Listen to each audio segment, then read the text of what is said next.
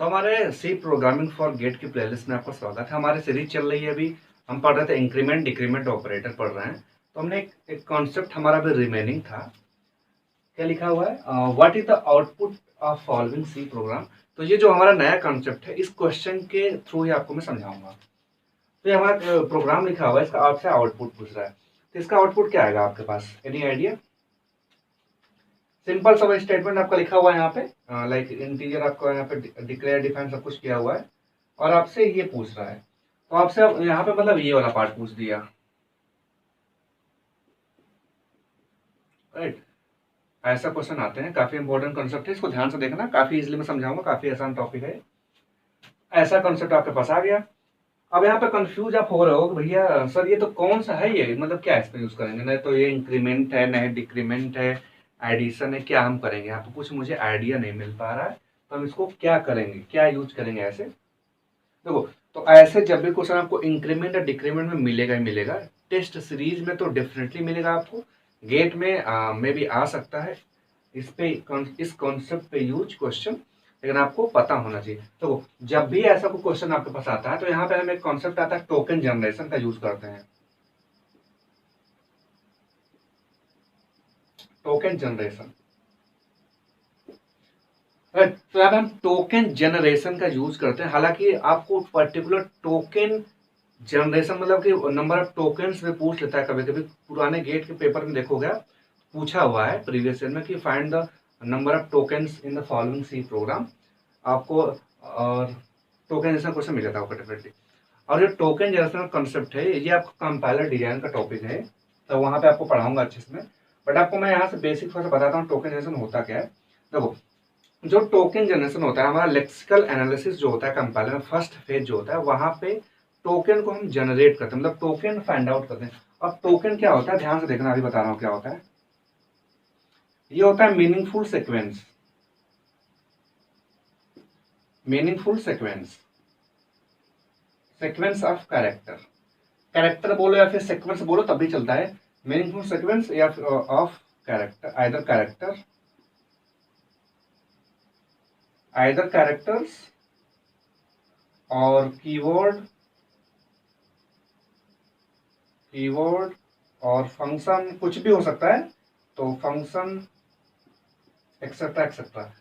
जो token generation होता है हमारा, वो प्रॉपर एक मीनिंगफुल सीक्वेंस, मतलब मीनिंगफुल सीक्वेंस होता है आइदर कैरेक्टर्स का, कीवर्ड, फंक्शन का, ये मीनिंगफुल सीक्वेंस हो सकता है। तो जैसे हमारा, अब कैसे इसको फाइंड आउट करेंगे? अब देखो, जैसे हमारा क्वेश्चन लिखा हुआ है, हमारे मेन हमारा फोकस इस पे रहेगा अभी। तो इसमें हम क्या करेंगे, मेन फोकस हमारा इसी पे रहेगा। तो क्या करेंगे इसमें हम लोग, मेन मतलब इसमें सीक्वेंस मैच करेंगे। देखो हम लोग यहाँ से चले, इस पे ए कैरेक्टर है, प्लस एक sorry additive like arithmetic operator, plus चलेगा काम, राइट। फिर हम लोग आए यहाँ पे, तो फिर से ए प्लस प्लस, ये भी एक सीक्वेंस है। मतलब पहले इसने फाइंड आउट किया, प्लस मतलब अरिथमेटिक ऑपरेटर, फिर उसके मतलब उसको लगा हुआ है एक और प्लस, तो उसने पता कर लिया वो दो प्लस आया, मतलब ये तो इंक्रीमेंट ऑपरेटर हो गया। फिर जैसे तीसरा प्लस आएगा, अब यहाँ देखो तीसरा प्लस आएगा तो कोई मीनिंग बनी ही नहीं हमारे पास। अगर आपको तीन प्लस मिल जाए तो कोई मीनिंग नहीं बनी, तो मतलब कंपाइलर आपका यहाँ तक आएगा, यहाँ तक उसने उसको मिल गया कि हाँ भैया ये तो हमारा इंक्रीमेंट ऑपरेटर हो गया। ये जैसे वो आगे बढ़ेगा यहाँ से यहाँ तक, उसको और ये तो बिगड़ा हुआ, मतलब ये तो मतलब कोई मीनिंग इसकी नहीं बनती है, तो इसको यहाँ से ब्रेक कर देगा। वो ब्रेक कर देगा तो कुछ ऐसा बन जाएगा आपके पास, ए प्लस प्लस और ये प्लस यहाँ आ जाएगा। अब आई थिंक आप सबको आइडिया मिल गया होगा। तो फिर पहले यहाँ पे आपको इसको इंक्रीमेंट करेगा, फिर ये ऑपरेशन परफॉर्म करेगा। तो अब क्या जाएगा, ए प्लस प्लस, मतलब ये पोस्ट इंक्रीमेंट, पहले वैल्यू को असाइन कर देगा, एक value for the 4 plus B मतलब 3, that is 7, right. I hope आप सबको क्लियरली समझ गया होगा। एक मैं क्वेश्चन और देता हूँ यहीं पे, सिंपली लगे हाथों दे देता हूँ।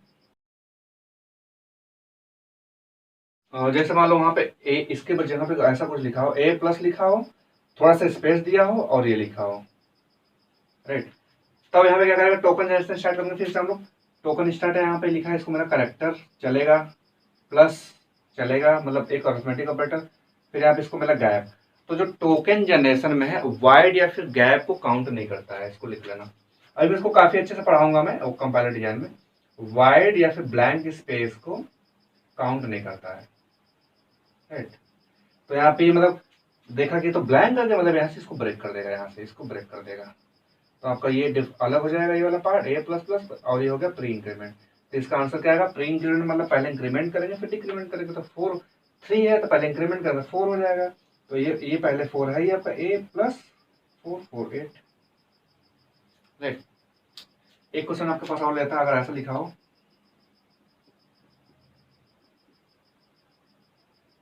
ऐसे, कुछ नहीं करना है, घबराना नहीं है बिल्कुल, क्वेश्चन जैसा आपको मिले उसी उसी सीक्वेंस में करना होता है आपको।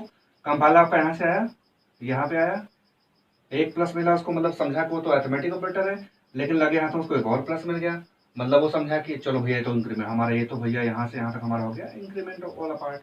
फिर आगे बढ़ा वो, एक प्लस उसको मिला, बोला ठीक है चलो मैंने उसको ब्रेक कर दिया, ये तो हमारा इंक्रीमेंट होगा, अब ये हमारा हो गया अरिथमेटिक ऑपरेटर, ठीक। लेकिन फिर से आप उसको यहीं से मिल गए, क्या मिल गया ऐसे डबल इंक्रीमेंट, तो डबल प्लस उसको मिलते लगेगा कि वो फिर से तो इंक्रीमेंट ऑपरेटर हो गया, तो डबल मिलता ही उसको लगा कि फिर से इंक्रीमेंट ऑपरेटर हो गया, फिर से उसको कंबाइन क्योंकि मीनिंगफुल सीक्वेंस हो गया। फिर आगे आएगा तो ये आपका हो गया अरिथमेटिक ऑपरेटर, फिर बी है ही, और देखो अब यहाँ पे हमारे पास ऐसा कुछ बन गया, ऐसा बी, मतलब ये सेपरेट, ये यहाँ से ब्रेक किया, यहाँ से ब्रेक किया, तो अब यहाँ पे आपको क्या मिलेगा, इसका कोई मीनिंग नहीं, प्लस प्लस मतलब कोई मीनिंग नहीं, कोई इसमें ऑपरेटर ही नहीं है, तो इसको यहाँ पे आपको एरर थ्रो कर देगा कंपाइलर, तो आपको यहाँ पे एरर थ्रो कर देगा, राइट। और टोकन जनरेशन काफी हम लोग अच्छे से कंपैरेटिव जनरेशन पढ़ेंगे, एक बार बताता हूँ आपको, जो टोकन जनरेशन होता है जैसे बताते पीछे, मीनिंगफुल कैरेक्टर सीक्वेंस या फिर कीवर्ड होता है, और वो ब्लैंक या वाइट को नहीं कैलकुलेट करता है। तो जैसे मान लो यही क्वेश्चन आपको लिखा हुआ है, क्वेश्चन आप इसमें पूछ दे कि भैया ऐसा मतलब कितने नंबर टोकन हैं, तो टोकन ऐसे काउंट करते हैं, देखो 1 एक हो गया, 2 3 4, ये एक ही में है, 4 5, इस वाले में 5 टोकन आपके हो गए, 6 1 2 3 4 5, इसमें 5 होगा टोकन आपके, 1 2 3 4 5 6 7 8 9, इसमें आपका 9 टोकन हो गए, 1 2 3 4 5 6 7 8 9, और इसमें एक दोनों एक ही टोकन था, 9 10 11 12 13 टोकन हो गए, 1 2 3 टोकन हो गए, और ये 4 हो गए 1 तो आपको 5 5 10 प्लस 9 19 3 22 19 13 32 19 13 13 32 30 35 36 आएगा, मे बी आई थिंक कुछ इसमें मिस्टेक हो गई हो, एक सौ मैं इसलिए नहीं पढ़ाया हूँ क्योंकि इसका डिफरेंट मतलब कि सेपरेट टॉपिक ही है, तो उसको हम वहाँ पे अच्छे से पढ़ेंगे। तो ऐसा कोई टोकन काउंट करते हैं, टोकन पे भी क्वेश्चन डायरेक्टली पूछता है गेट में, तो आई होप आप सबको काफी क्लियरली समझ में आ गया होगा ये वाला कॉन्सेप्ट, ये वाला कॉन्सेप्ट इंक्रीमेंट डिक्रीमेंट में, क्योंकि हमारा भी चल रहा है इंक्रीमेंट डिक्रीमेंट ऑपरेटर, ये टोकन जैसे हम लोग उसको सेपरेटली अच्छे से पढ़ेंगे और अच्छे से समझाऊंगा उसको आपको। तो मिलते हैं नेक्स्ट वीडियो में, till then keep learning keep exploring, और चैनल को सब्सक्राइब करना, लाइक करना वीडियो को, मिलते हैं नेक्स्ट वीडियो में, थैंक यू।